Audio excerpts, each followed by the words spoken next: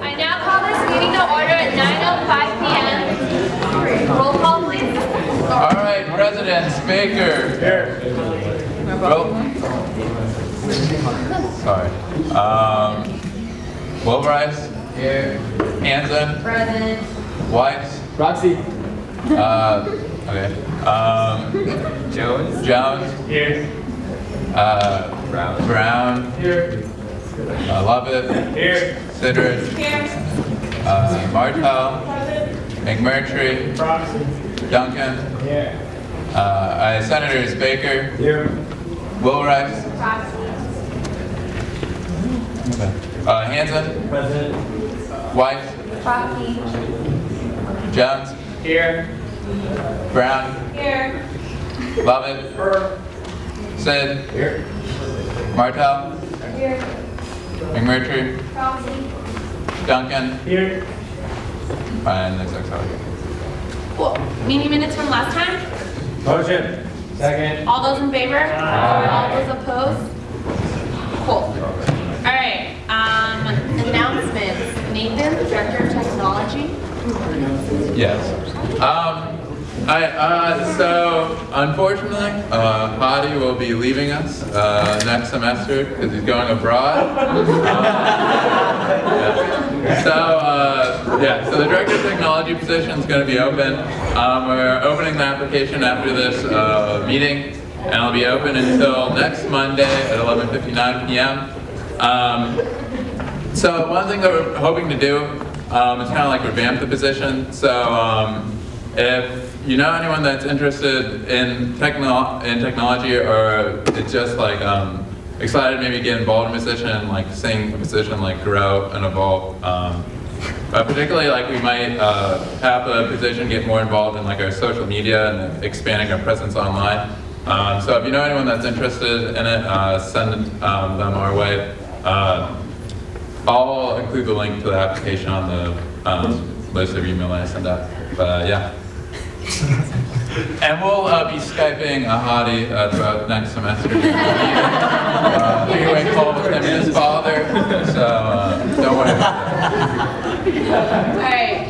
Now Gabriel is going to give an update of the stuff he's been working on for the next step.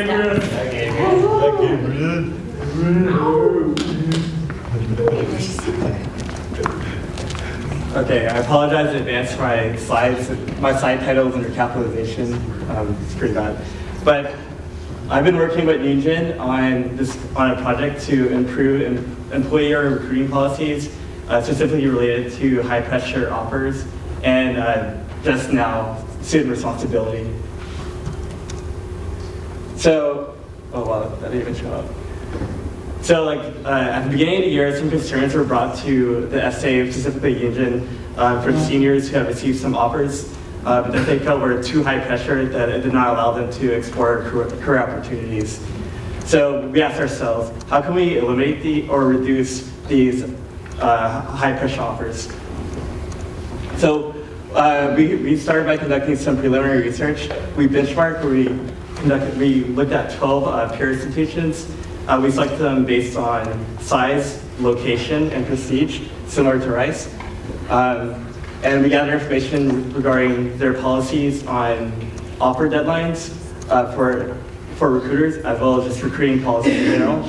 And then we also conducted some informal senior surveys where we asked people that we knew had received offers from different companies. Real quick to clarify, a high pressure offer means that you're not, your offer deadline, for example, is before school starts. If you did a summer internship and you have to accept that offer before you can do any other recruiting for full time. So basically your summer internship is your job. If you were kind of ambivalent about it or aren't sure, you basically have to decide, or you lose that security of having a job. So people feel that they're pressured into accepting offers that they're not 100% sure about because they don't want to run the risk of not getting anything at the end of recruiting. Sorry, just to clarify because people look a little confused. Oh, sorry. So here's some preliminary results where we looked at Yale, Vanderbilt, Columbia, Duke, Emory, Washington University, St. Louis. What we typically found is that most schools have protection dates in early to mid-November, and they have this policy where the student will have 2 to 3 weeks after they receive the offer. So it's either the protection date or the 2 to 3 weeks, whichever comes later, to allow them to pursue career opportunities. Rice has a soft protection deadline where they ask employees to give you 2 weeks in order to pursue career opportunities. But what we found is that that's not really being strictly enforced, and it's leading to a lot of troublesome situations. Next slide. Okay. So we conducted these senior interviews, which is a little bit problematic because apparently Rice likes consulting.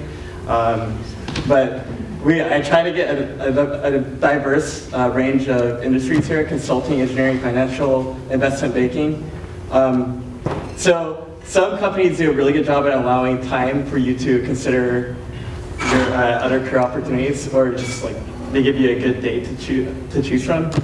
But in some instances, students had less than 24 hours to decide whether or not they wanted to accept the job.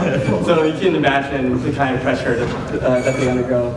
Additionally, we had one student in particular who received a summer return offer from a consulting firm. And because she wanted to wait it out and take a little bit more time to decide, she had her signing bonus reduced, and she received that offer at the very beginning of the semester. And one student even received her offer, she was told to either accept or decline her offer before the end of a week. So that's just to give you an idea of how early these offers must be accepted. So Yunjin and I set up a meeting with the employee relations teams at the Hub House, Jessica Campbell and Michelle Passo. We basically tried to gather some perspective on why the recruiting policy is the way it is, and whether or not there is anything in the works to enhance the situation for students. Next. So we found that CCD had conducted their own research. They had done their own school benchmarking, and after that, they had designed policy that they are trying to implement next year. So they're actually likely to come to an essay meeting and present the findings on this policy, as well as gather student feedback for this policy and the effectiveness of summer resources. But out of that meeting came another concern which they raised, which is, next slide please, student responsibility. They feel that students do not really understand some of the issues that are raised when they show poor etiquette to companies that come on campus to recruit, such as skipping interviews or reneging on offers. When that's done, usually employers, that leaves a bad taste in the mouths of employers, and they really don't like to work with the school or other students from the school, and it really leaves future students at a disadvantage. So in addition to working on creating a stricter employer policy, they also want to work on increasing the effectiveness of the resources we have regarding educational resources for students. So next steps. So Yunjin will be working with the employee relations team to bring them to an essay meeting to actually have them present on what on their proposed policy as well as their resources. Further, we're going to be working with college presidents to gauge the effectiveness of the current educational resources. For instance, there is one recruiting etiquette video on CCD Outspace, and then they also have a quiz, which they're thinking about making mandatory before you could actually use the features of RiceLink. If you have any questions, email me at gjc3@rice.edu, or now khalil.kripton@rice.edu. Take my class next semester. Superman. Or you can email us. If you have any CCD specific questions, you can email the employee relations team, Jessica Campbell and Michelle Passo. And that's it. Any questions at all? How do they enforce that, like, that deadline for companies? Like, how can we as a university make sure that it's something that they follow? You mean other universities? Or like, how do we make the employers follow that deadline? Well, I mean, once like that type of deadline's in place, you'll work with the CCD and you just basically relate to them how the recruiting is going. At other universities, the way they enforce it is they place restrictions on employers who break the rule in terms of recruiting at their school. But the problem with that is like if we say, hey, you can't come back to our university for a year, that disadvantages the students the next year. And so the CCD is really hesitant to do that. And so we're trying to leverage having more student responsibility. So saying, you know, our students are going to be respectful, they're going to follow proper etiquette when you're recruiting. So can you please follow our etiquette? And so we're trying to like bargain with them through that so that we don't have to go through like extreme measures like that. Just one more. Yeah, I was going to say, I actually spoke with Jessica about this recently, and she said that, yeah, basically one of the ways to enforce it is just not to allow them to recruit on campus, but then you have the fear of them either going around that and doing it more informally, or if they just don't come, then like you said, then they will basically, the students are disadvantaged. But also one of the other things is how we enforce our side of it, so in terms of, like you were saying, if people are able to, like, maybe currently, if you do certain things, basically if you don't show up for interviews or if you renege on an offer or something, you get certain restrictions placed on you. But basically making those more relaxed as a penalty for them not abiding by those guidelines. What's the chance that something changes this semester? What is the timeline that you expect? Highly unlikely something changes this semester. Likely that something will change in the fall of next year. It'll be enforced though, hopefully for the summer interns this year. So for the junior classes internships, not for them accepting their intern offer, but for them coming back with the full-time offer. They have to pass it through their employer advisory board, which means in May. They have to like pass the new policy through them. And then once that happens, around June 1st, they can send out an email to all employers who are on campus. Okay, the presentation will be in the minutes, then they can send out. If you have any questions, just let me know. Thanks, guys.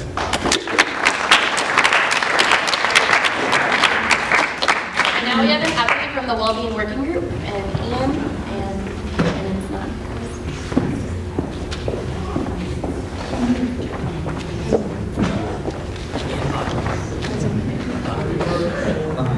So we wanted to provide an update for what the Wellbeing Working Group has been looking at. For those who don't know, we look at we're currently looking at issues related to mental health and sexual violence at Rice. We've been meeting, discussing, and these are some of the ideas that have been prevailing. So we'd really like to hear your feedback. If you have any questions, be happy to address them. One of the concerns that some students in crises have had is that they feel that there's been a miscommunication and they haven't really known what to do. This is for both mental health and sexual assault. One of the ideas that we've been discussing has been the creation of medical leave advocates. These would function in a similar way to ombudsmen on the Honor Council. So they would be there to guide someone going through and returning from medical leave through the process. They are not there to do any more than that. They're just there to provide information and make sure that the person has clarity about how the process works. So this would be student-based. And next slide, please. And so the flip side of that, as far as it goes for sexual assault, we also wanted to, we think that an advocate program would be really beneficial there as well.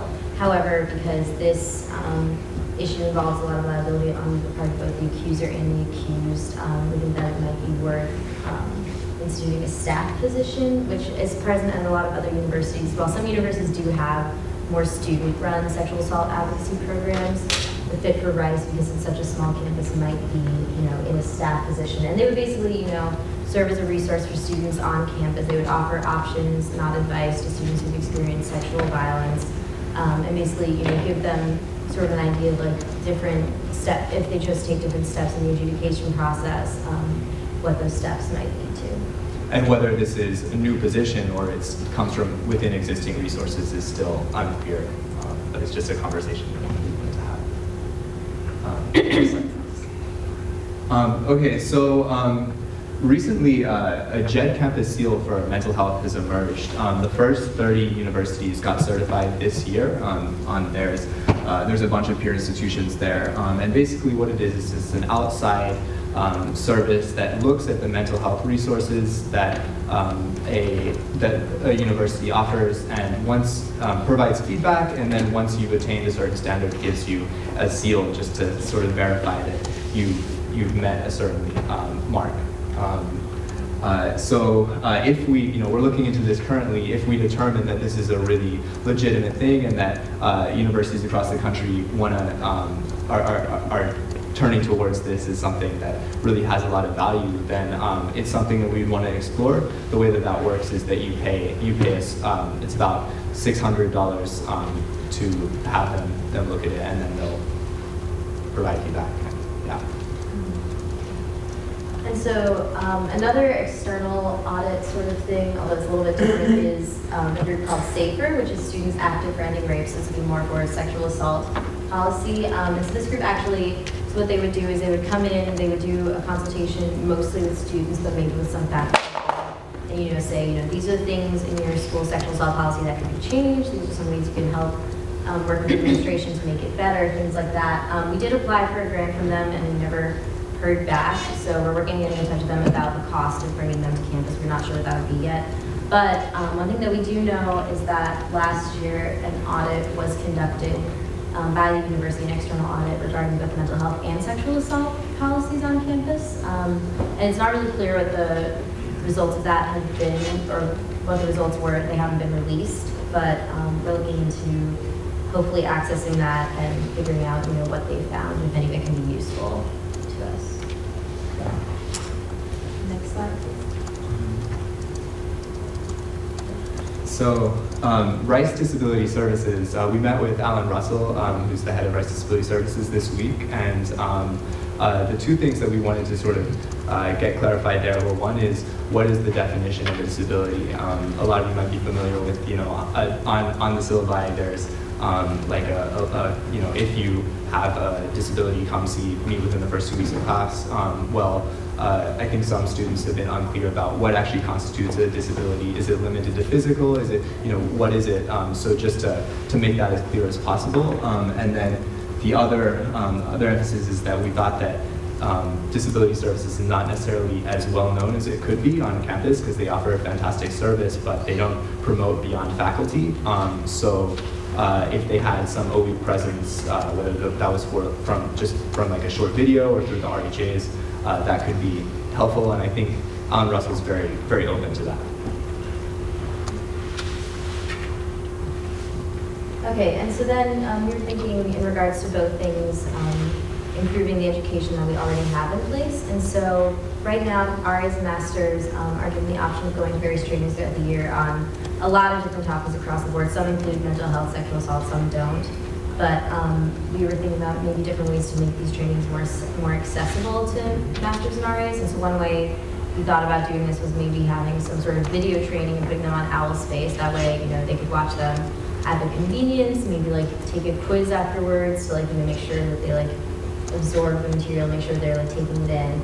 And then another way is just to use the RHAs. Right now they're a little bit underutilized. People tend to think of them as just the people you get condoms from, and not so much in regards to their roles for mental health and things like that. And so maybe working with Patrick and the Wellness Center to increase their presence at OE, which is something that's already in process, and then maybe holding more workshops at the RJs, or maybe posters, like a poster campaign or something like that, but basically making better use of what we already have. And then going forward, so we don't envisage the Wellbeing Working Group continuing in its current form, but we would like these conversations to continue on campus. So a standing committee is one possible outcome. This would be composed of students from relevant groups on campus, or just interested in the topic, and also faculty and staff from appropriate areas. So that's pretty much where we are right now. Are there any questions or feedback from, again, none of this is final, this is all just sort of in the works, we're looking at it now. Awesome.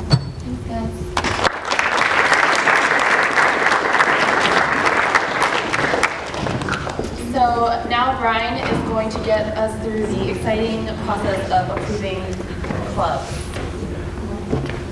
Oh, we're starting. Yeah. So this is the biggest pro forma legislation ever. The thing with club approval is we created a club approval committee so that the Senate wouldn't have to deal with it, because it used to be that a few senators would have to stay after each meeting, and even that was kind of violating the Constitution, and they would deal with club approvals. That sucks. So we have a club approval committee that is tasked with approving clubs. It does not, however, have the power to do that, so the Senate has to, by a majority vote, approve a bill to approve the clubs already approved by the committee. This is why we're rewriting our Constitution. Can we do a show of hands vote? Yes.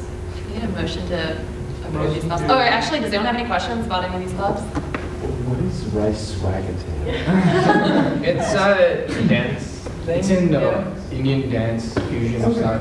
Cool. Yeah. We promised we didn't arbitrarily approve anything. Yeah. Swagaton. I think that's it. That's it. What's the list of There is no list. That's the end of the list. It's a Yeah. two-name list. So those were clubs that needed their constitution amended, and technically I have the power, but also do not have the power to amend them. So we have to.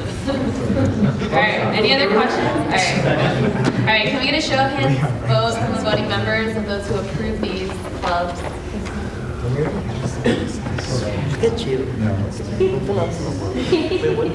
right, all those opposed? Okay, awesome, they're approved. Sorry we have to do that, guys. All right, next one. So one of our best practices groups is introducing a survey that they've been working on.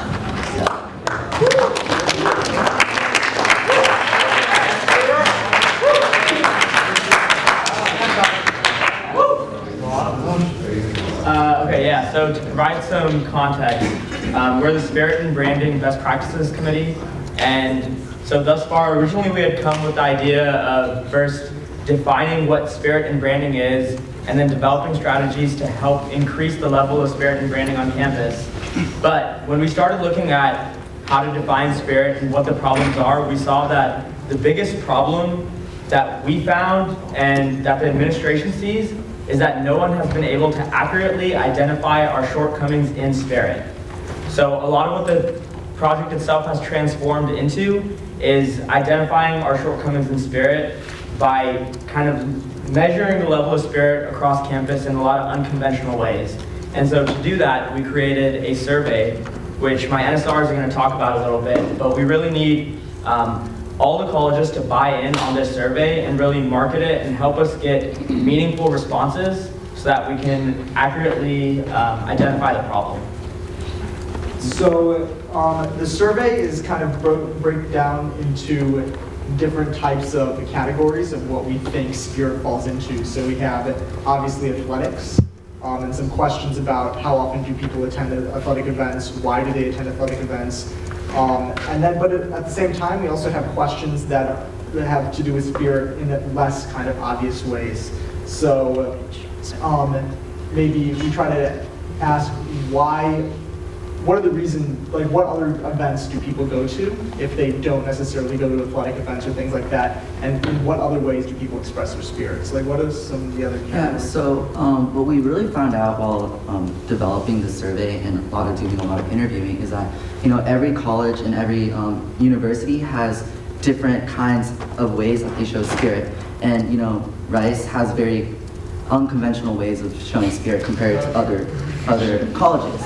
So we did not just like athletic attendance, which might be like something that's really important to other universities, but we also did like who participates in research, during the year, or like where do they study and like things like that. How do they spend their time is like a lot of how we're trying to figure out how spirit is related. And then different from other surveys is we're really trying to get to the root of the problem. So what is the mentality that Rice students have, and why is that inhibiting like certain from people going to these certain events or like showing more spirit, and like how do we define spirit? So like what we found out in the end and while making the survey is that the spirit issue at Rice is very complex, and it involves a wide range of different aspects. So in our survey, we really try to get all of those aspects in one survey, and it's a little long, but we really need everyone at every college to take the survey so we can get a wide spectrum, because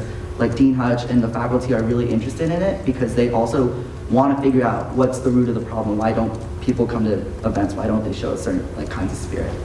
Yeah, so kind of just to reiterate one last time the point that Peter made, try to get everybody to take the survey. We really want to get a wide spectrum. We don't want people that are most likely to take surveys, right, which are people that already are involved in their college, already involved in the university. We want to see how does everybody spend their time. So we'll be sending out a link. It's 30-something questions. It shouldn't take too long. It's all multiple choice and like drop-down lists. It's not like essay responses or anything. But we'll be sending it out. Nathan will send it in minutes. It's on the essay website. It's like the first thing you'll see. And if y'all like spam it to people you know, like I spam like individual messages, so people feel personalized, you know? Yeah. You know, add a little guilt trip in there and be like, please really take this for me, it's really important to me, and things like that, and they'll take it. Yeah, but we really think that this survey and the results that we can get is gonna like help us identify the root cause, and we can kind of identify that and provide it to the administration so that they can start addressing it long term, and maybe we can get better attendance at all of our events, both athletic and non-athletic events, and overall a higher level of Rice spirit, not just residential college spirit. Any questions? Anyone have any questions?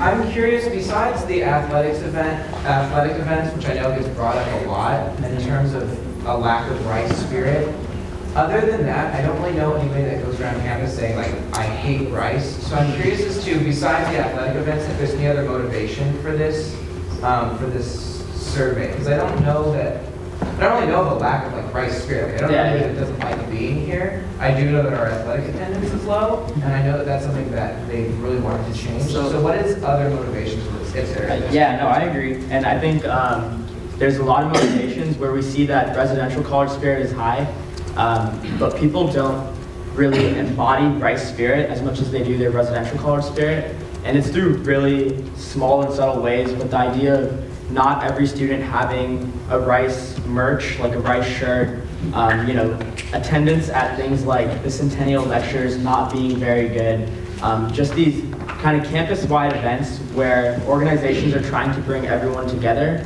and we see that either people are not excited for it or people, come grab food and go. Why don't we have a better sense of community campus-wide that imitates or kind of amplifies the community that we have in our own residential college? It's not really a tangible thing, but I felt that was a problem. A lot of other execs felt that was a problem. Dean Hutch, athletics, kind of administration felt it's an intangible problem that we're trying to quantify. One of the things going off that's something Dean Hutchinson has said, is that he's felt that even though college spirit is always kind of the excuse for why students don't have Rice spirit, he actually feels that in his time here, even college spirit has gone down. If you look at attendance at Powder Puff games, for example, over the last 10 years, it's gone down significantly. The number of students who might be outside at like 3 p.m. on a Friday, if there's not a keg out there, is like gone down very significantly. So he thinks that it's a wider spread of problems. So what they're really working on is trying to understand what the root of that is, because it's not just athletic events. Like if you go to a lot of theater events or Rice Players events, a lot of times there's like no one there. Like I've gone to events where there's like 10 people in the audience, And so they're trying to look at it from a more holistic standpoint, and they're really trying to pull away from just athletic. Okay. Yeah, so I think the 5 categories, if we can say them real briefly, are athletics, academics, residential college, general events and extracurriculars. General events and extracurriculars. So trying to get a wholesome view. Yeah, how do people spend their time? Why do people spend their time that way? Why aren't they coming to the bigger events on campus? Any other questions? Okay, take the survey.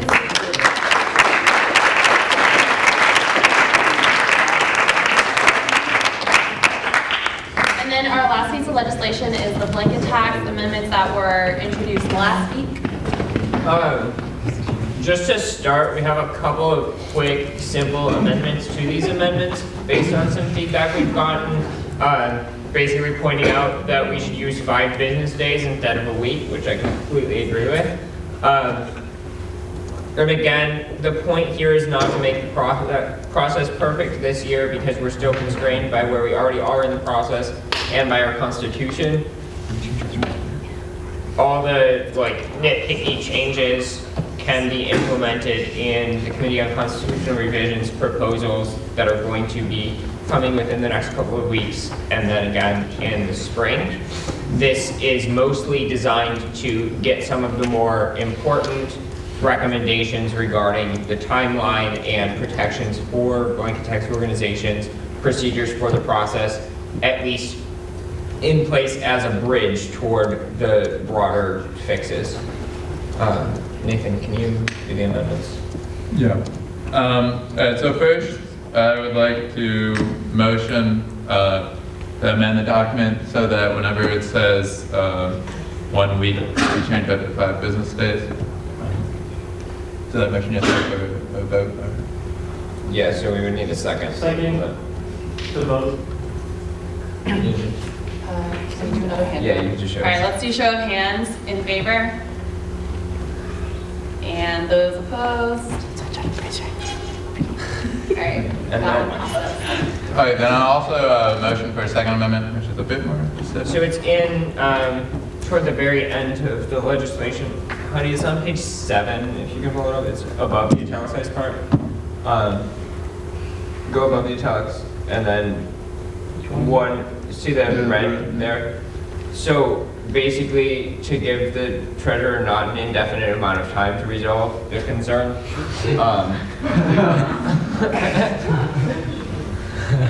The amendment is just to insert that. Motion. Second. All right, show of hands vote in favor. Those opposed. I don't know if you guys are actually opposed or in favor. All right. All right. That one passes too. Are there any comments, questions, points of discussion before we do this?